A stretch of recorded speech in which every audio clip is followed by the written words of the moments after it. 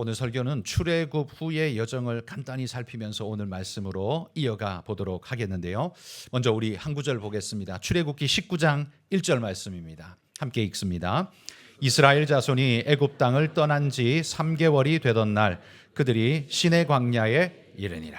자, 이 성경 구절을 보면 이스라엘 자손이요, 출애굽한 후에 애굽 땅을 떠난 지 3개월이 되던 날에 시내 광야에 이르렀다, 이렇게 표현합니다. 이 구절만 읽으면 이렇게 느껴집니다. 출애굽한 이후에 3개월 만에, 그러니까 90일 만에 시내 광야, 시내산에 이르른 것 같은 그런 생각이 들지 않습니까? 그런데 사실 이 구절은 그런 의미가 아닙니다.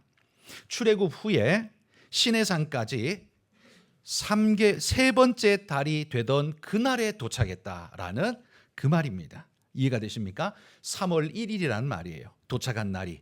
그런데 출애굽은 언제 했습니까?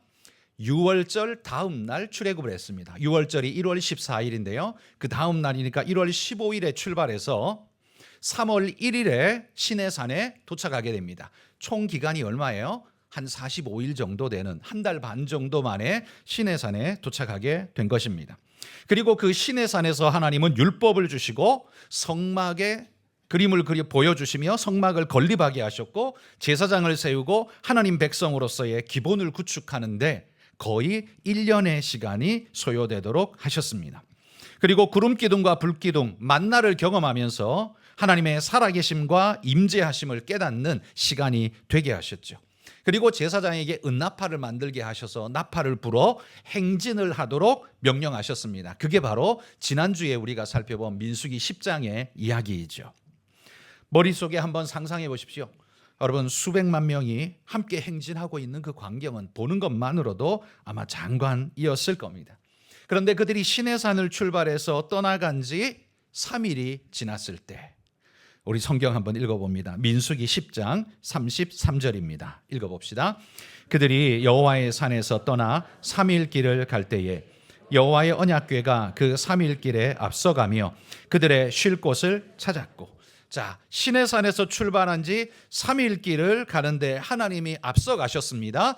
그리고 11장이 시작하고 있습니다. 오늘 본문 11장은 바로 그 3일 길을 떠난 이후 그 다음에 벌어진 일이에요. 시내산에서 출발한 지 얼마 되지 않은 시점이라는 말입니다. 정확하게 말해 3일 만에 일이 벌어졌습니다. 어떤 일이 벌어졌습니까?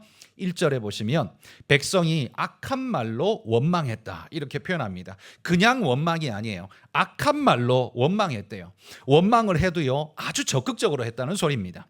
눈빛은 표독스럽고 입은 거칠며 동작은 폭력적으로 크며 큰 소리로 백성을 충동질하는, 누가 보면 싸우는 줄 알만한 아마 그런 모습으로 원망을 했던 것 같습니다.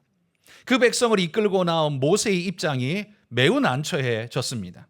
그들이 지금 3일 동안 걸어온 광야길이 고생되는 것은 분명히 알지만, 그러나 지금 떠나온 지 얼마 되었다고 벌써부터 이렇게 지독한 말로 원망을 하고 백성을 충동하는 이 일을 일으킨다는 말입니까?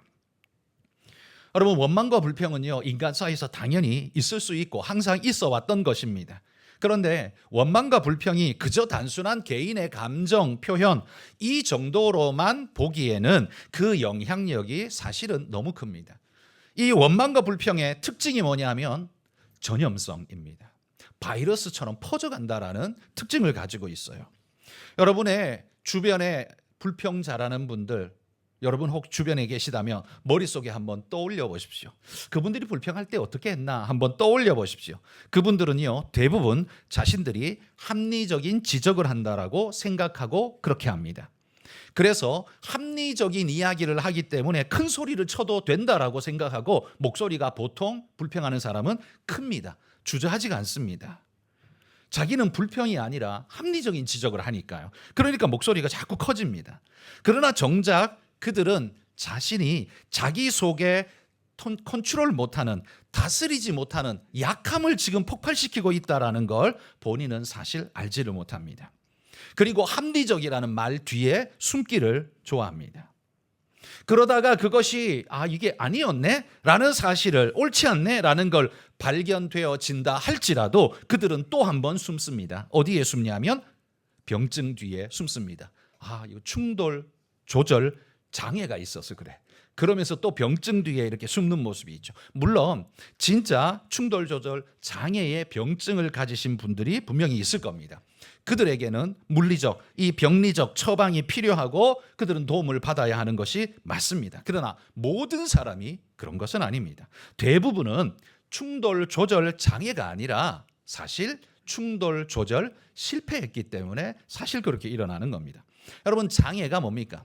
병증이잖아요. 장애라는 말은 내가 어쩔 수 없다는데 방점이 있는 것이고, 실패라는 말은 내가 어쩔 수 있는데 잘못 컨트롤했다, 실수했다, 바로 거기에 방점이 있는 거죠.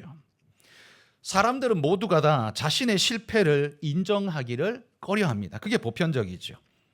그리고 그것을 병증이나 사회적 문제의 책임을 떠넘기기를 우리는 좋아합니다. 성질대로 살아남고 분리하면 병증 뒤에 숨는다는 말이죠. 이러한 오늘의 경향성은 우리 사회가 정화되어지고 나아질 기회를 스스로 점점 닫고 있는 그런 모습이 아닌가라는 두려움이 있습니다. 그런데 이러한 현실의 뿌리는 저는 윤리관이 무너지는 그 영향이 크다라고 생각합니다. 제가 정확히는 잘 알지 못합니다만 물어보니까 그래요. 우리 딸들에게도 고등학교 다닐 때 윤리를 배웠냐라고 물어보니까 윤리 과목이 있대요. 윤리 과목이 있답니다. 그런데 선택 과목처럼 돼 있나 봐요. 그러니까 정확하게 배우는 게 아니라 선택, 시험도 선택으로, 수능도 그거 선택해서 하는 애만 하고 안 하는 애는 안 해도 되는 그런 형태가 돼버렸다라는 이야기죠. 그만큼 중요하게 여기지 않는다는 말이죠. 만약에 국가가 정신적으로 이건 매우 중요한 것입니다라고 인정한다면 모두를 배우게 필수로 했을 겁니다. 그런데 그게 선택이 되었다는 건 해도 그만 안 해도 되는 중요성에서 떨어진다라는 그런 이야기죠. 국가도 그렇게 생각하고 있다는 겁니다.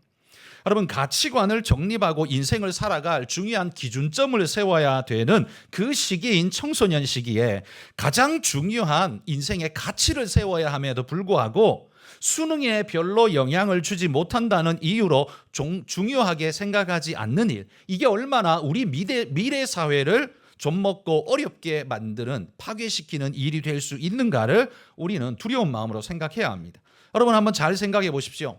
우리 사회를 만들어가는 데에는요, 기술, 실력, 능력, 이거 전부 다 아주 중요하고 필요한 겁니다. 그런데 여러분, 그 기술, 실력이 어디에 쌓여집니까? 그 쌓여지는 토양이 있어야 합니다. 그 위에 그게 쌓이는데 바로 그 토양이 무엇과 연결되냐면 윤리의식과 직결되어진다라는 말입니다. 예를 들어서 축구를 한번 생각해 보십시오. 자, 축구 잘한다라고 말하면 뭐예요? 공을 잘 차는 거고요. 드리블을 잘하는 거고, 그래서 공을 잘 안 뺏기는 거고, 또 유리하다면 달리기를 남들보다 빨리 한다면 훨씬 더 유리하겠죠. 자, 이게 축구를 잘한다는 거예요. 근데 개인이 축구를 잘하지만 문제는요, 양쪽 편이 서로 축구를 하는데 축구의 룰이 무너져 버리면, 개인이 아무리 축구를 잘한들 축구의 룰이 무너지면 어떻게 될까요? 심판이요, 업사이드 아닌데 업사이드 하고 그냥 불어버리고, 골을 넣었는데 노골 하고 선언해버리고, 만약에 그렇게 된다면 개인이 아무리 뛰어난들 이게 뭐 되는 일이 있겠습니까? 아무것도 되지 않을 겁니다. 여러분, 윤리는 필요 없는 것이 아니라요, 우리 공기처럼 별로 이렇게 크게 느껴지지는 않지만 그러나 우리에게 가장 필요한 것으로 눈에 보이지 않을 만큼 중요한 필수의 요소로서 우리 삶에 필요한 것이라는 말입니다. 우리 사회가 너무 이 부분을 간과하는 것 같아서 제가 좀 강조해서 이 표현을 한번 해봅니다. 자, 이제 말씀으로 다시 돌아가서요. 자, 이스라엘의 불평. 여러분, 이 불평이 무서운 이유는, 불평의 특징이 전염성이라고 했습니다. 여러분도 경험적으로 아시지만 불평하는 사람들은 절대로 온순하게 불평하지 않습니다. 그렇죠? 그리고 반드시 동조 세력을 만듭니다. 자기 혼자 불평하면 힘이 빠지니까 불평할 사람들을 옆에 자꾸 만들어요. 누구를 만드냐면 친한 사람들부터 일단 설득을 시작합니다. 그래서 그들도 내 불평에 동조하고 함께 하도록, 그래서 외로이 혼자 싸우는 게 아니라 함께 싸우자고 만들어 갑니다. 가까운 사람들은 또 그게 별로 동의는 안 되는데 그 사람이 친한 사람이니까 낯을 봐서라도 거절은 못하고 대충 가볍게 동조하고 가는 경우도 많이 있습니다. 그렇게 해서 동참자가 이렇게 생겨져 가는 거죠. 지금 이스라엘이 불평하는데요. 무엇 때문에 불평하고 있습니까? 4절에 보시면 누가 우리에게 고기를 주어 먹게 하랴. 이게 불평의 원인이었습니다. 그런데 그걸 설명하고 그걸 강조하면서 5절에 이렇게 말합니다. 우리가 애굽에 있을 때에는 값없이 생선과 오이와 참외와 부추와 파와 마늘을 먹은 것이 생각난다. 이렇게 목소리를 높이고 있습니다. 누가 보면 애굽에서 굉장히 행복했던 것 같습니다. 애굽이 엄청 대접을 잘해준 것 같아요. 그럴 것 같으면 뭐하러 출애굽합니까? 대접 잘 받고 그냥 거기 있지. 여러분, 그들이 출애굽한 이유가 뭡니까? 너무나 고통스러웠기 때문이죠. 자, 출애굽기 2장 23절 읽어봅시다. 여러 해 후에 애굽 왕은 죽었고 이스라엘 자손은 고된 노동으로 말미암아 탄식하며 부르짖으니 그 고된 노동으로 말미암아 부르짖는 소리가 하나님께 상달된지라. 여러분, 여기 보십시오. 애굽에서 그들은 행복하지 않았습니다. 절대로 행복할 수가 없었습니다. 그런데 지금 상황이 조금 바뀌니까요, 그들의 생각이 달라져 버렸어요.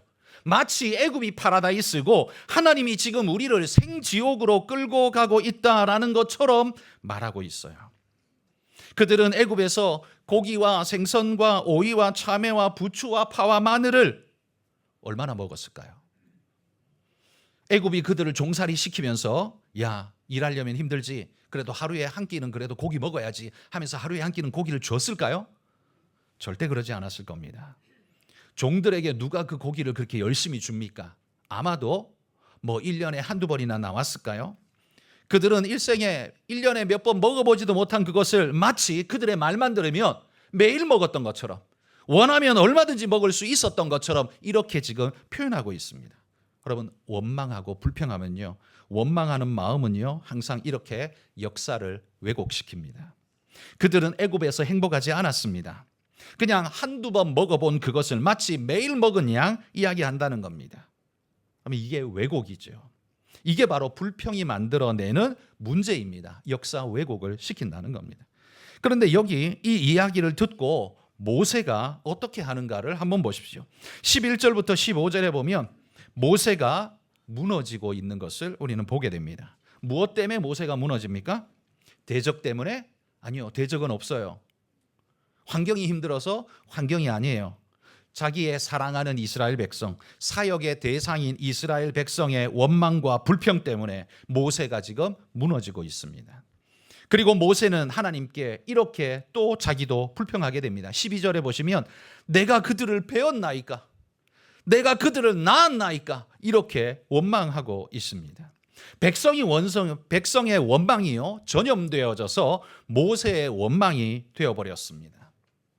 그러자 하나님께서 이 모세의 무거움을 일단 덜어주시기 위해서 백성의 지도자 70명을 세워주십니다. 16절에 보시면 백성의 장로와 지도자 될 만한 사람 70명을 데려오라 이렇게 명령하셔서는 25절에 이렇게 말합니다. 민수기 11장 25절 읽어봅시다. 여호와께서 구름 가운데 강림하사 70 장로에게도 임하게 하시니 영이 임하신 그때에 그들이 예언을 하다가 다시는 하지 아니하였다. 주의 영이 강림하여서 이 70명의 장로들이 뭘 했다고요? 예언을 했대요. 하나님의 주시는 말씀을 듣고 그걸 선포하는 예언의 일들을 했다는 겁니다. 이게 어떤 의미일까요? 여러분, 하나님께서 70명의 장로들에게 예언하게 하셨다는 말은요, 이건 아무나 할 수 있는 게 아니라 하나님이 특별히 권위를 주시고 은혜를 주셨다라는 상징이요, 샘플이었습니다. 백성 앞에서 그들을 구별하여 내가 이들을 구별하여 지도자로 세웠다. 내가 그들에게 은혜를 베풀었다. 권위를 준다. 바로 그 사인이 그들이 예언했다라는 이야기였습니다. 그러나 이 70명을 하나님이 세우기는 했지만 그들이 모세급은 아니었습니다. 웬고하니 25절 방금 읽은 구절의 마지막에 보면 이렇게 말해요. 그들이 예언하다가 다시는 하지 아니하였더라. 그러니까 이들의 예언은 일상적이고 항구적인 예언이 아니라 그냥 단번에 한 번에 한 일시적인 예언이었다라는 말이죠. 이들에게 예언이 중요한 게 아니기 때문에 하나님이 이렇게 하신 거예요. 예언의 말씀은 모세를 통해서 주시고 이들에게 하신 건 뭐가 중요하냐면 하나님이 이들을 세웠다라는 그 증거, 흔적이 필요했습니다. 그걸 예언으로 하나님이 지금 보이신 거죠. 사인을 주신 것입니다. 그러기에 그 이후에는 그들이 예언하지 않았다라고 이야기하는 겁니다. 하나님께서요, 모세의 이 무너짐을 보호하고 지키기 위해서 70명의 동역자를 세워주는 이 대책을 세우기는 했지만, 그렇다고 이 악한 말로 불평하고 원망하는 백성들의 죄가 무죄하다라고 말씀하지는 않았습니다. 이제 20절부터 보면 하나님이 그들에게 심판하시는 내용이 나옵니다. 20절에 보시면 냄새도 싫어할 만큼 한 달 동안 먹게 할 것이다. 이렇게 하나님이 말합니다. 이건 질리고 신물 나도록 만들어주겠다는 거죠. 이건 축복이 아닙니다. 그들이 먹고 싶다니까 먹을 건 좀 주자가 아니에요. 심판하고 계신 거예요. 그러니까 이건 하나님이 보실 때 이 백성들의 원망과 불평이 정당하지 않다라는 바로 그 증거가 되겠죠. 하나님이 고기를 주시기는 했지만 좋은 뜻이 아니었습니다. 심판이었다는 말이에요. 그리고 민수기 11장 33절에 보시면 이렇게 말합니다. 읽어봅시다. 고기가 아직 이 사이에 있어 씹히기 전에 여호와께서 백성에게 대하여 진노하사 심히 큰 재앙으로 치셨으므로. 아직 이 사이에 고기가 있어서 씹히기 전에, 그러니까 그들이 그 고기를 먹고 있는 동안이죠. 그러니까 아주 짧은 시간입니다. 금방 하나님의 심판이 그들에게 내렸다는 말이에요.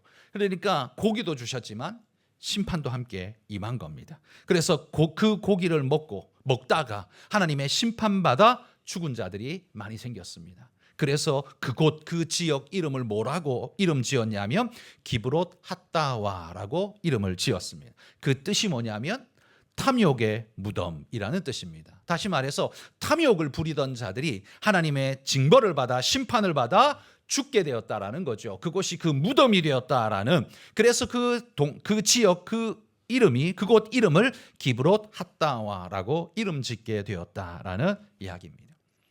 고기를 먹었지만 그건 심판이었습니다. 축복이 아니었어요.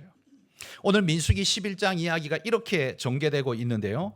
저는 이 민수기 11장의 이야기를 세 가지로 여러분과 함께 한번 상고하며 이야기를 나눠보고자 합니다. 첫 번째 우리가 생각해 볼 부분이 있습니다. 뭐냐면 이 불평이 언제 터져 나왔나를 한번 생각해 보십시오. 제가 앞에 말씀드린 것처럼 그들이 시내산을 떠나서 출발한 후에 며칠이 지난 다음에 이 일이 벌어졌다 그랬어요? 예, 3일, 사흘 만에 벌어졌습니다. 그런데 여러분, 이스라엘이 이 광야길을 걷게 하기 위해서 하나님께서 그들에게 얼마나 공을 들이셨는지 아시죠? 애굽에 있는 그들을 꺼내기 위해서 하나님은 거기서부터 진지한 공을 들이셨습니다. 열재앙을 통해 애굽을 눌러버리고 그들을 꺼내셨습니다. 그 다음에 그 홍해 바다를 맨 땅을 건너듯 가르셔서 그들을 건너게 하시고, 그리고 한 달 반 만에 시내산에 도착하도록 인도하시고, 그 시내산에서 1년 동안 그들을 교육하시고 말씀하시며 당신을 보여주셨습니다. 제사장을 세우고 제사법을 전달하고 하나님 앞에 택한 백성이라는 그 거룩한 이름을 그들에게 주셨습니다. 그런데 그 모든 일들이 1년 이상 되는 그 시간을 하나님이 준비하시고는 딱 출발한 이후에 3일 만에 이 일이 벌어진 거예요. 그들은 3일 만에 무너진 겁니다. 1년 이상 공들이셨는데. 여러분, 우리의 은혜의 유효 기간이 3일입니까? 이스라엘 백성이 지금 그걸 보여주는 겁니다. 하나님이 베푸신 은혜가 작아서 3일 만에 바닥을 보이는 겁니까? 아니면 그들의 마음이 완악하고 마음이 옹졸해서 그런 겁니까? 우리가 여러분 핸드폰을 1시간만 충전해도 하루를 쓸 수 있지 않습니까? 1시간만 충전해도 하루를 쓰는데 우리는 1년을 은혜로 충전해도 기껏해야 그게 3일밖에 가지 않는다는 말입니다. 1년을 충전해도 기껏해야 3일밖에 가지 못하는 이런 배터리를 가지고 하나님이 무슨 일을 하실 수 있을까요? 우리 같으면 이런 배터리 안 씁니다. 1년 충전하고 3일 쓰는데 누가 그 배터리를 쓰겠습니까? 그건 고장이 아니라 그건 쓸모없는 물건입니다. 우리는 여러분 조금 고장난 존재가 아니라 이런 면에서 보면 아주 쓸모없는 존재인 것입니다. 여러분, 우리가 사람 앞에서 그리 괜찮은 척 하지 맙시다. 우리는 3일짜리밖에 안 되니까요. 하나님이 1년을 공들여도 기껏 3일 만에 무너지는 존재가 우리라는 말입니다. 여러분, 우리가 겸손하게 하나님 앞에 머리를 조아리고 무슨 문제가 있어도 겸손하게 하나님 앞에 내어놓으며 해결받으며 은혜로 주님 앞에 조아릴 수 있는 그런 믿음의 일꾼들이 되시기를 소망합니다. 두 번째 우리가 생각해야 할 건 그들이 무엇에 대해서 불평했는가입니다. 4절에 보시면 그들이 고기에 대해서, 그러니까 먹을 것에 대해서 지금 불평하고 있습니다. 그러면 그들이 먹을 게 없었습니까? 아닙니다.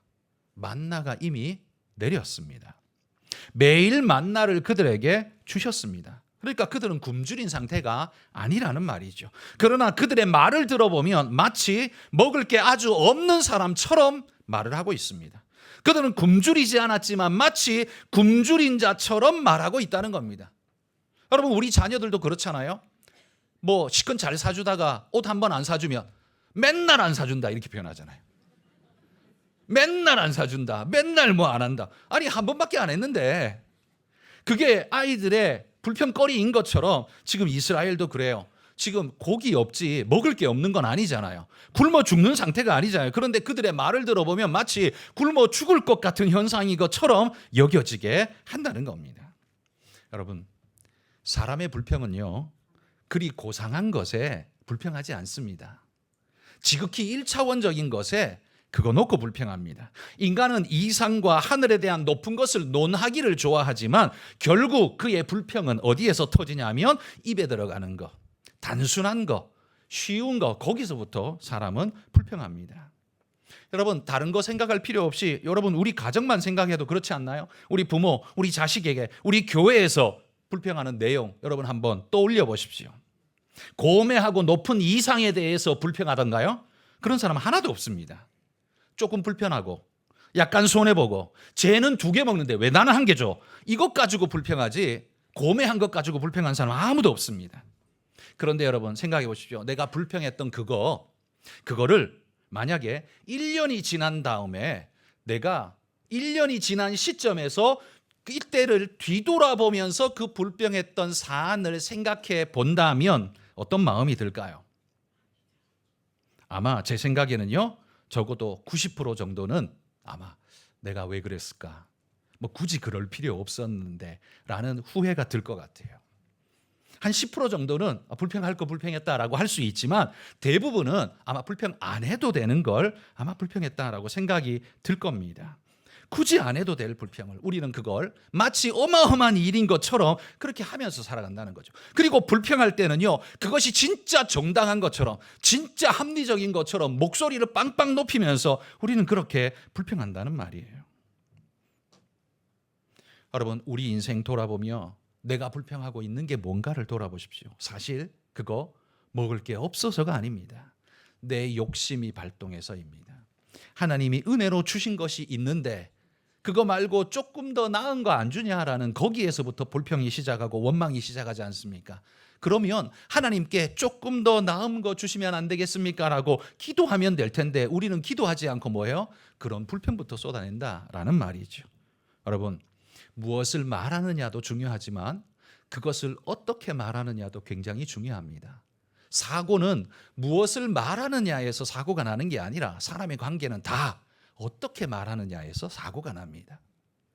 문제가 되어서 문제라고 말하는 것에 대해서 문제 삼는 사람은 없습니다. 단지 문제를 문제 되게 말하기 때문에 그게 문제가 되는 겁니다. 그러므로 여러분, 하나님 앞에 불평이 아닌 건강한 믿음의 표현으로 하나님 앞에 내어놓으실 수 있기를, 불평이 아닌 기도로 내어놓으실 수 있기를 축복합니다. 세 번째는요, 그러면 그들의 불평이 누구를 무너뜨리고 있는가를 한번 생각해 봅시다. 그들의 불평은 제일 먼저 자기 자신을 무너뜨리죠. 불평하고 있는 사람 마음은 지옥입니다. 분노가 차니까요. 머리 끝까지 열이 오르고 분노하죠. 자기가 무너지는 겁니다. 그런데 자기만 무너지면 다행인데 그게 아니라 지금 오늘 본문을 보면 자신들을 향해 지극정성으로 이끌어오던 모세를 무너뜨리고 있습니다. 여러분, 우리가 아는 것처럼 민수기 12장에 보면 3절에 보면 모세는요, 온유함이 지면의 모든 사람보다 더하더라라고 이렇게 표현할 만큼 굉장히 온유한 사람이에요. 그러니까 이렇게 열낼 대상이 아니라는 말이죠. 그 온유한 사람이 근데 그 이야기 듣고 지금 무너지고 있습니다. 누구 때문에요? 백성 때문에. 뭐 때문에요? 백성의 욕심 때문에요. 11절부터 15절에 보시면 모세의 탄식이 나옵니다. 하나님 앞에 내어놓는 탄식이에요. 근데 그 탄식을 읽어보면요, 모세가 얼마나 낙심하고 있는지를 우리가 읽어볼 수 있습니다. 얼마나 힘이 빠져 있는지 우리가 볼 수 있어요. 여러분, 모세가 그런 대접을 받아도 되는 사람입니까? 모세가 지금 애굽에서 꺼내올 때, 야, 두당 10만 원씩 200만? 야, 그럼 얼마야 이거? 어쨌든 모르겠지만 하여튼 내가 가나안에 넣어주면 그만큼 돈 받나요? 아닙니다.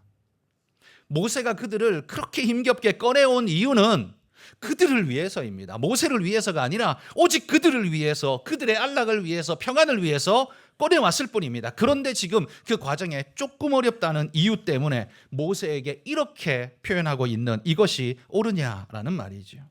그의 진심과 사랑이 지금 욕을 먹고 있습니다. 모욕을 당하고 있는 거죠. 이 절대로 옳지 않은 일입니다. 여러분, 지금 이 건강한 믿음의 지도자 모세가요, 이 모세를 무너뜨리는 것은 악한 환경, 광야가 아닙니다. 악한 백성이 무너뜨리고 있습니다. 가정에서 여러분이 받은 상처도 생각해 보시면 돈이 모자라서 좋은 것 못 해줘서 아쉬움은 있죠. 근데 그것 때문에 상처받지는 않습니다. 우리가 상처받는 건 뭐냐 하면 그 문제, 돈이 모자라든 건강이 모자라든 무슨 관계가 틀어졌든 무엇이든 결국 무엇 때문에 우리가 상처받냐 하면 상황 때문이 아니라 사람 때문에 상처받습니다. 그 상황을 어떻게 말하느냐, 어떻게 표현하느냐, 어떻게 나타내느냐, 사실 그것 때문에 상처받잖아요. 돈이 모자란 것 때문에 상처받는 게 아니라, 월급이 좀 작아서 상처받는 게 아니라, 월급 작은 걸 가지고 꼬투리를 잡거나 문제를 일으키거나 비꼬거나 하는 사실 그 상황 때문에, 그 사람 때문에, 말 때문에 우리는 상처를 받지 않습니까? 상처는 물리적인 것 때문에 오는 게 아니라 대부분은 사람 때문에 옵니다. 그것도 대부분 사랑하는 사람, 가족, 가까운 사람, 이런 사람 때문에 옵니다. 그래서 상처가 깊은 겁니다. 그렇게 단단하던 모세가 지금 이렇게 무너지고 있습니다. 광야가 모세를 무너뜨린 게 아닙니다. 백성이 모세를 무너뜨렸습니다. 여러분, 이걸 보노라면 사탄이 왜 아담과 하와를 노렸는지 이유를 알 것 같습니다. 그들이야말로 하나님의 급소였거든요. 하나님은요, 급소가 없어요. 그런데 하나님이 사랑하는 그 인간들, 인생들, 여기는요, 찌를 때가 많아. 이게 하나님의 급소였어. 왜? 이들을 하나님이 사랑하시니까. 이게 급소가 돼버린 거예요. 그래서 그들을 노리지 않습니까? 여러분, 우리가 알다시피 세상에서 하나님이 욕먹는 건 하나님 때문이 아니죠. 다 우리 때문입니다. 다 우리 때문에 하나님이 욕먹지, 하나님 때문에 하나님이 욕먹는 일은 없습니다. 여러분, 여기 모세도 이렇게 상처받고 무너지는데 이걸 감당할 수가 없어서 그도 분노하고 불평하고 있습니다. 모세도 허물을 보이고 있다는 겁니다. 이 모세도 지도자 된 지 얼마나 됐습니까? 기껏해야 이제 2년 차입니다. 1년밖에 안 지났어요. 2년 차예요. 그러니까 초년생이란 말이죠. 지도자 2년생, 초년생. 백성들의 원망과 불평을 받아서 참 능구렁이처럼 부드럽게 넘기기에는 아직 연륜이 부족한 상태였다라는 거죠. 그러니까 문제가 다가오면요, 그게 극도의 분노로 되받아치게 되는, 벽치기 하듯이 세게 들어오면 나도 세게 나가고 부드럽게 들어오면 나도 부드럽게 나가는 그런 상태의 수준이었다는 겁니다. 아직은.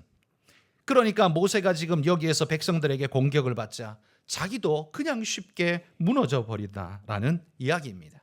그런데 여러분, 지금 이 백성의 문제는 고기잖아요. 먹는 문제. 그런데 이 수백만 명, 200만이 넘는 사람들을 먹이는 문제는 모세의 숙제입니까? 하나님이 하셔야 될 일입니까? 하나님이 하셔야 될 일이죠. 모세가 무슨 재주로 200만 명을 먹입니까? 모세는 그럴 수 없어요. 그러니까 하나님이 그들을 데리고 나올 때 모세더러, 야, 네가 먹여, 한 적 없어요. 내가 먹일 테니까 걱정하지 마. 그리고 데리고 나오신 거예요. 그러니까 먹이는 건 하나님의 일이지 모세의 일이 아니에요. 그런데 하나님의 일을 가지고 모세가 자기 일인 것처럼 화살을 받으니까 자기 일인 것처럼 그거 짊어지고 그 문제에 끙끙하다가 지금 그 문제에 지금 깔려 죽고 있는 겁니다. 모세는요, 자기 문제가 아닌 하나님의 문제를 자기 문제인 양 들고 자기가 해결해야 될 일인 양 들고 서 있다가 그 무게를 못 이기고 깔려서 허덕이고 있다라는 말입니다. 물론 백성들이요, 모세를 향해서 막 삿대질을 하고 소리를 질렀으니까 당사자가 자기가 되어버린 상황이니까 그럴 수 있습니다. 충분히 이해됩니다.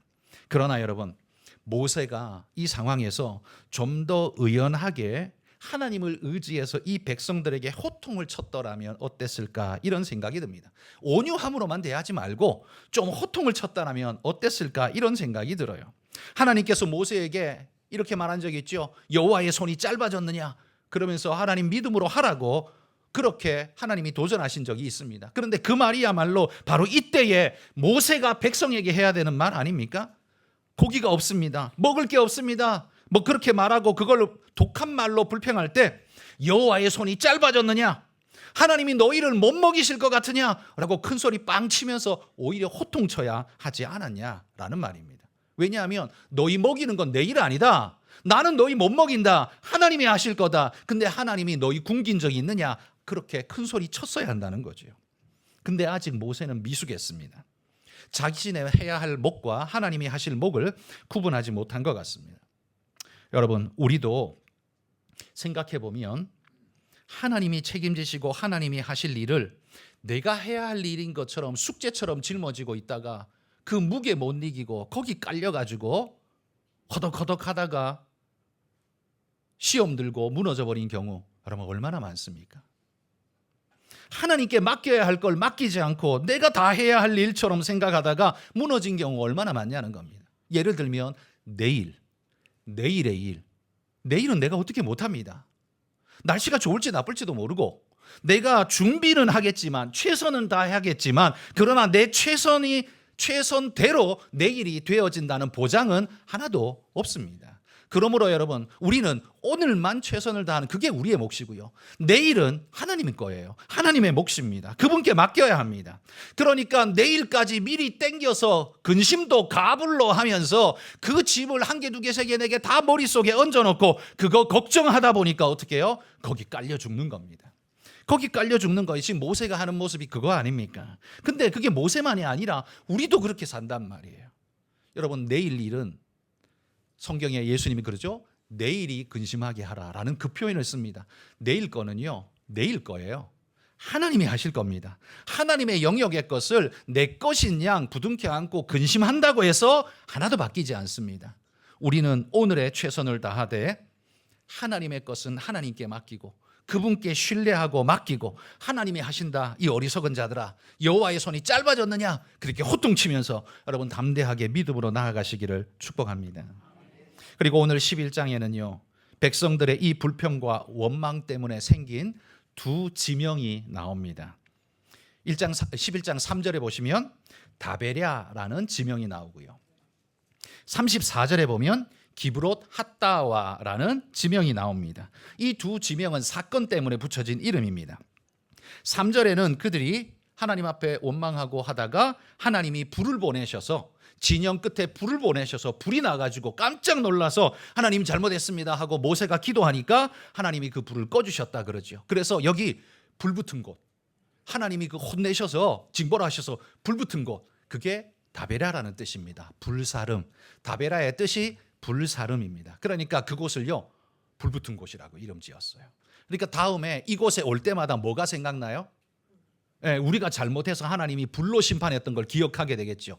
그리고 지금 먹을 거 없다고 불평하고 원망해서 결국 그들이 그냥 이 사이에 고기가 끼어 있는 상태로 하나님의 심판받아서 죽은, 그래서 그곳 이름을 기브롯 핫다와라고 불렀죠. 탐욕의 무덤이라고 이름 지었습니다. 그곳 지역 이름을 기브롯 핫다와라고 지은 거예요.